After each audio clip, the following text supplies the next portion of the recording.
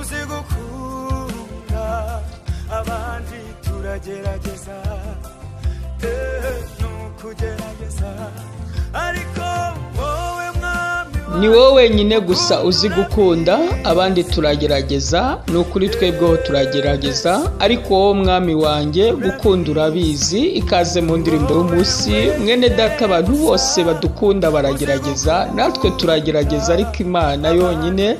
Umwami Yesu Kristo gukunda arabizi arabisobanukiwe. Yesaya arimo arasobanurira abantu urukundo rw'Imana anabasobanurira uburyo Kristo yadukunze.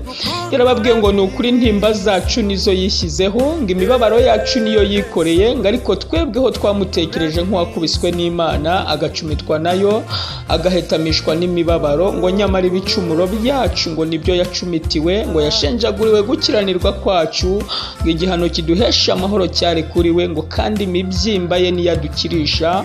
Rajya nkubwira ngo Yesu azi gukunda n'ukuri aragukunda. Niyo mpamvu n'uyu munsi akubwira ngo ubeho kandi nyamara warakoze ibyaha warakoze amafuti. Niyo mpamvu nawe ukwiye kumukunda wikomeza gukora ibyaha uhetamisha Yesu, wikomeza gukora ibyaha ubabaza Yesu yaragukunze.